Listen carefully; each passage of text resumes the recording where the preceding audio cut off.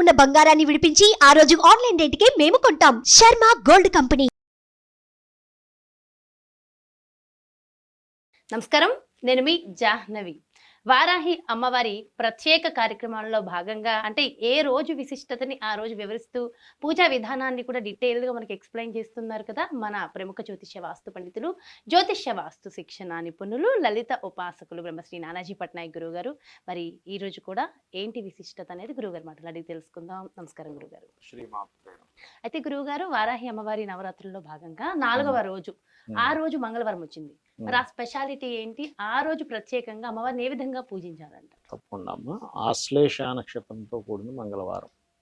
ఎప్పుడైనా ఆశ్లేష నక్షత్రంతో కూడిన మంగళవారం వచ్చినప్పుడు అప్పుల బాధలు తొలగడానికి బాగా ఉపయోగపడుతుంది. ఏమిటి ఇక్కడ కుజుడు యొక్క స్థితి మీ జాతకంలో బాగాలేదనుకోండి, కుజుడు పాడయ్యాడు, బుధుడు పాడయ్యాడు. ఆశ్లేష నక్షత్రానికి అధిపతి బుధుడు, వారానికి అధిపతి కుజుడు. ఈ కుజబుధులు పాడైతే సర్వసాధారణంగా జరిగేది ఏమిటంటే అప్పుల బాధలు. ఏదో ల్యాండ్ అప్పుగా తీసుకోవడం, అంటే లోన్ తీసుకోవడం, ల్యాండ్ తీసుకొని ఆ లోన్ కట్టలేక ఆ ల్యాండ్ని కోల్పోయే స్థితిలో ఉంటుంటారు ఒక్కోసారి. అలాంటప్పుడు ఏమవుతుందంటే వాళ్ళ జన్మజాతకంలో 4వ స్థానం కానీ కుజుడు కానీ బుధుడు కానీ పాడైనప్పుడు ఇబ్బంది పడుతూ ఉంటారు. అలాంటప్పుడు అమ్మవారు ఎలాగో మనకి భూయోగాన్ని ఇస్తుందని మనం చెప్పుకున్నాం కదా, కాబట్టి ఆ భూయోగాన్ని ఇచ్చేటువంటి అమ్మవారిని ఈ యొక్క ఎర్రటి పుష్పము మరి నైవేద్యం ఏం పెట్టాలి మంగళవారం నాడు అంటే కందులతో చేసిన పదార్థం కానీ అదేవిధంగా పెసలతో చేసిన పదార్థం కానీ నైవేద్యంగా పెట్టచ్చు, చేయొచ్చు. అదేవిధంగా ఇంకోటి ఏంటంటే ఈరోజు ఎప్పుడైనా గుర్తుపెట్టుకోండి, గ్రహ సంబంధించినటువంటి అనుగ్రహము ఉండాలి, మనకి దేవతా అనుగ్రహం ఉండాలి. మంగళవారం బుధుడు యొక్క నక్షత్రం అయినందుకు ఈరోజు సిద్ధియోగం, అది కాకుండా సిద్ధియోగం అంటే యోగాలు ఉంటాయి, సిద్ధి యోగము, రకరకాల యోగాలు ఉంటాయి. అలా ఏంటంటే యోగము కరణము ఇట్లా ఉంటుంది. సిద్ధియోగం రోజు ఎవరైనా సరే ఏదైనా ఒక సంకల్పం చేసుకొని అమ్మవారిని ఆరాధిస్తే సిద్ధిస్తుంది. మనకు ముహూర్తం పెట్టేటప్పుడు కూడా యోగాలు చూస్తాడు, కాబట్టి అంత ఈజీగా ముహూర్తాలు పెట్టేటప్పుడు యోగాలు దొరకవు అంత తొందరగా. లక్కీగా ఎక్కడో 1 సంవత్సరం 2 సంవత్సరాల మధ్యలో ఎక్కడ దొరుకుతుంది.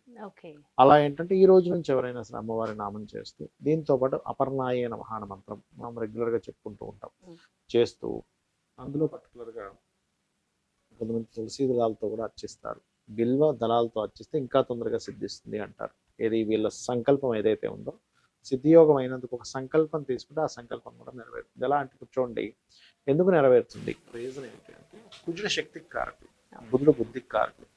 బుద్ధి శక్తి కలిసి ఉన్నటువంటి రోజు ఆశ్లేష నక్షత్రము. అయితే ఇక్కడ ఏం చేస్తున్నాం మనం, అమ్మవారికి వాటికి సంబంధించిన పదార్థాలతోనే పూజ చేస్తున్నాము, దానికి సంబంధించిన పదార్థాలతో నైవేద్యం పెడుతున్నాము. ఇంకొంతమంది ఏం చేస్తారంటే బిల్వ దళాలు ప్లస్ కుంకుమతో చేసినటువంటి వాటర్తో విగ్రహం ఉంటే అభిషేకం చేస్తారు. తీవ్రంగా ఉందండి, బాగా తీవ్రంగా ఇబ్బందులు ఉన్నాయనుకోండి, అంటే ఏం లేదు, ఇవన్నీ ఏమిటంటే అమ్మవారికి సంబంధంగా మనం అభిషేకం చేసినప్పుడు అమ్మవారి అనుగ్రహం కలుగుతుంది. ఆ నీటిని ఏం చేయాలని అడుగుతుంటారు చాలా మంది. ఆ నీటిని ఇంట్లో చల్లడం చేయాలి, లేదా మొక్కల్లో వేయవచ్చు. ఇంట్లో ఆ అభిషేకం చేసిన వాటర్ ఏదైతే ఉంటుందో పసుపు గంధంతో చేస్తారు, పసుపుతో చేస్తారు, కుంకుమతో చేస్తారు. ఇంట్లో చల్లితే ఏమవుతుందంటే ముఖ్యంగా మంగళవారం నాడు ఎప్పుడైనా మనం అమ్మవారిని చేసినప్పుడు ధూపం ఎక్కువగా ఇవ్వాలి. అమ్మవారికి ధూపం ఇస్తూ ఇంట్లో అభిషేక జలాన్ని ఇంట్లో చల్లితే కూడా మనకి చూడండి ఒక్కోసారి ఇంట్లో ప్రేతలు అంటారు, ఆ ప్రేత బాధ అనేటువంటిది తగ్గుతుంది. ఆ రకంగా చేసుకుంటూ పూజ అనేటువంటి చేసుకోవాలి. సో అలాగే పూజా విధి విధానం కూడా షూర్. ఈ పూజా విధి విధానంలో ముఖ్యంగా నేను మీకు అందరికీ చెప్పేది ఒకటే, ఎవరైతే మంత్రం చదవడం రాదు, ఇంగ్లీష్ మీడియం చదువుకున్న వాళ్ళు ఉంటారు, సరిగ్గా పలకడం రాని వాళ్ళు ఉంటారు, వాళ్ళకి పలకడం తప్పిపోతుందేమో భయం ఉంటుంది. అలాంటివి ఏమి భయాలు లేకుండా మనసును పెట్టి చేసే పూజ. అయితే ఒకసారి మరి పూజా విధి విధానం కూడా తప్పకుండా. ఇక్కడ ఏంటంటే మనకి ఏ మంత్రము తంత్రము చేయడం రాదు అనుకున్నప్పుడు కూడా సింపుల్ గా చేసే విధానం చెప్తాను. మొట్టమొదటిగా ఒక చిన్న పసుపు గణపతిని చేసుకొని కూడా చేయొచ్చు. ఒక చిన్న ముద్దలాగా, అంటే అది గణపతి అని మనం ఫీల్ అయితే చాలు.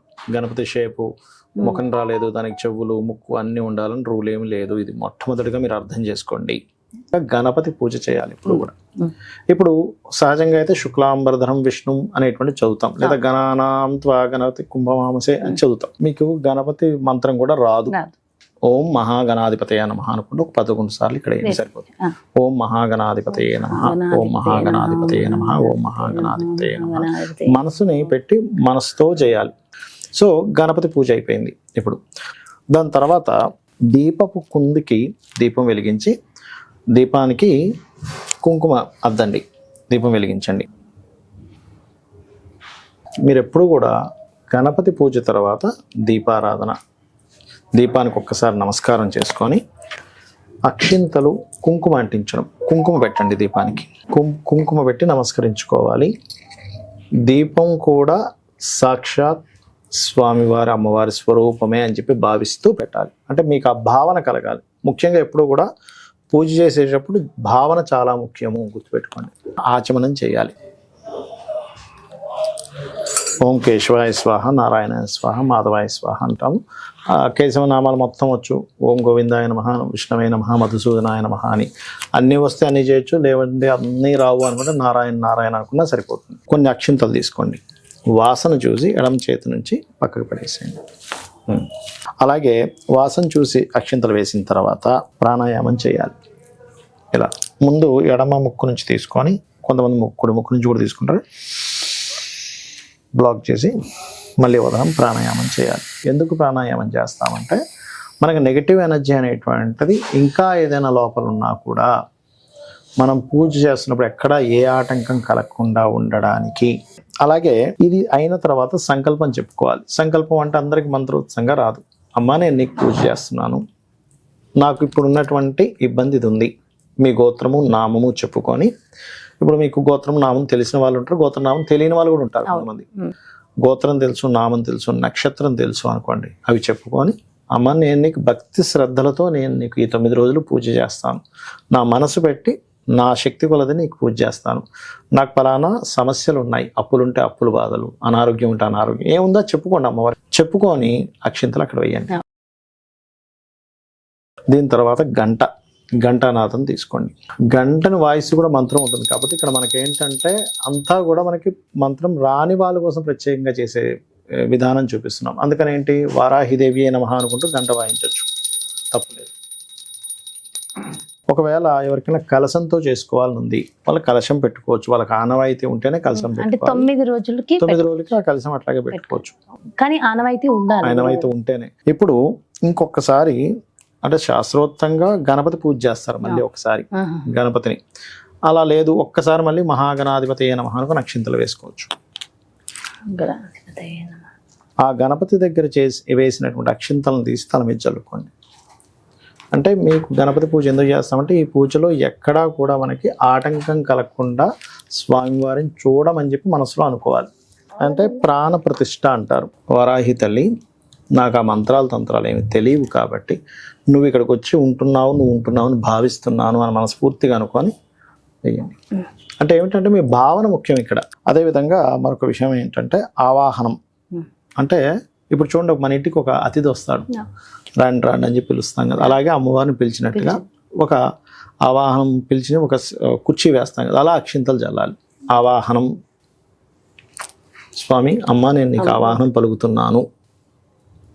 ఆసనం అంటే ఒక సీట్ వేస్తాం, లోపలికి పిలిచాము. ఇప్పుడు అమ్మ లోపలికి రా అమ్మ, మా ఇంట్లోకి వచ్చావు తల్లి, నీకు నమస్కారం, మా ఇంట్లోకి వచ్చింది నీకు నమస్కారం, ఇక్కడ కూర్చో తల్లి అని అనుకొని అక్షింతలు వేస్తున్నాం మళ్ళీ. దాని తర్వాత పాఠ్యం సమర్పయామి అంటారు మనకు పూజలో. అంటే ఏమిటి, అమ్మవారికి కూడా ఏంటంటే కాళ్ళు కడుగుతున్నాం అనే భావంతో నీట్గా ఉంది. ఈ నీరు అది ఆచమనం చేసిన వాటర్ కాకుండా సపరేట్ వాటర్ తీసుకోవాలి. ఇప్పుడు అందుకే 2 కలశాలు పెట్టమన్నారు. అంటే ఏంటి, ఇలా చూపించి పక్కన ఇంకో గిన్నెలో వేస్తారు, ఇలా చూపించి ఆ గిన్నెలో వేసేసేయండి. అంటే కాళ్ళు కడిగినట్టుగా అనమాట. కాళ్ళు కడుగుతున్నాను తల్లి, నీ యొక్క పాదాలు కడుగుతున్నాను. అదేవిధంగా స్నానం కూడా చేయించినట్టుగా, స్నానం చేయించినట్టుగా.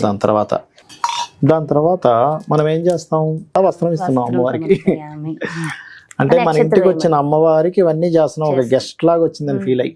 యజ్ఞోపవీతము అంటారు. అంటే యజ్ఞోపవీతాన్ని కూడా ఇస్తారు అమ్మవారికి.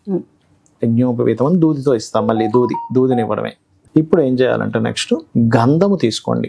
ఎందుకంటే అమ్మవారికి ప్రత్యేకంగా గంధంతో చేయాలి పూజ. వరాహి అమ్మవారి అష్టోత్తరాలతో, లేదంటే ఓం వరాహిదేవ్యై నమః, ఓం వరాహిదేవ్యై నమః. గంధం పూజ అయిపోయింది. దాని తర్వాత పుష్పం తీసుకోవాలి. పుష్పాలు తీసుకొని అష్టోత్తరం వస్తే పుష్పాలు, లేదా ఓం వారాహిదేవి నమః అనుకుంటే పుష్పాలతో పూజ చేయాలి. వారాహి స్తుతి లేదా అష్టోత్తరాలు చేసుకునే వాళ్ళు అష్టోత్తరం చేసుకోవచ్చు, వస్తే కనుక లేదంటే ఓం వారాహిదేవి నమః అనుకుంటూ చేసుకోవచ్చు. దాని తర్వాత ధూపము, ధూపం చాలా ప్రీతి అమ్మవారికి, ధూపాన్ని చూపించండి. దాని తర్వాత దీపాన్ని చూపించండి. దీపాన్ని ఒకసారి ఇలా చూపించండి, అమ్మా నీకు దీపాన్ని చూపిస్తున్నాను అనేటువంటి భావన ముఖ్యమండి ఇక్కడ. ఎప్పుడైనా సరే దీపాన్ని చూపించండి. అదేవిధంగా నైవేద్యం ఎప్పుడు కూడా అరటిపళ్ళు ఇలా ఉంటాయి కదా, ఈ అరటిపండు ఒలవాలి ఎప్పుడు కూడా. మనం చాలామంది ఏం చేస్తారు, అలా పెట్టేస్తారు, అలా ఒలిచి దీనికి నీరుని ఇలా చూపించి మీరు ఇలా చూపించవచ్చు, అమ్మా నీకు ఇస్తున్నాను. తాంబూలం, ఒక ఆకు ఒక్క తీసుకొని తాంబూలాన్ని పెట్టాలి. మీరు తాంబూల సమర్పయామి అనుకోవచ్చు, తాంబూల సమర్పయామి అని మనస్ఫూర్తిగా. తాంబూలం ఇచ్చిన తర్వాత మీరు కర్పూరం హారతి ఇవ్వండి. ఎప్పుడు కూడా ఆ వాటర్ ఇవ్వండి. అది ఎప్పుడు కూడా ఇలాగా తిప్పాలన్నమాట, దీనికి ఇలా ఓకే వేసి చూపించాలి. దాని తర్వాత మంత్రపుష్పం చదువుతారు. అండ్ అక్షింతలు అంటే పుష్పాలు, కొన్ని అక్షింతలు తీసుకొని ఆత్మ ప్రదక్షిణం చేసుకున్నట్టుగా చేసుకొని అమ్మవారి దగ్గర వదిలేసేయడమే. క్షమాపణ, అమ్మ నా వల్ల ఏదైనా తప్పు జరిగితే క్షమించు అని చెప్పి అనుకుంటే సరిపోతుంది. పూజలో నాకు ఏదైనా తెలియకో ఏదైనా తప్పు జరిగింది క్షమించు. అప్పుడు ఏమవుతుందంటే మీరు చేసిన పూజలో ఎక్కడైనా మీకు తెలియకుండా ఏదైనా ఫాల్ట్ జరిగింది, అమ్మ క్షమిస్తుంది. ఇది పూజా విధానం. చూసారు కదండి, మరి ఇది 4వ రోజు అమ్మవారి విశిష్టత, ఆ రోజు ఆచరించవలసిన విధి విధానాలు చాలా డీటెయిల్ గా ఎక్స్ప్లెయిన్ చేశారు కదా గురువుగారు. మరో ప్రత్యేకమైన కార్యక్రమంతో మళ్ళీ మీ ముందుకు వచ్చేస్తాను. నమస్తే. సుమన్ టీవీలో మీ పర్సనల్ అండ్ బిజినెస్ ప్రమోషన్స్ కోసం కింది నెంబర్కి కాంటాక్ట్ చేయండి.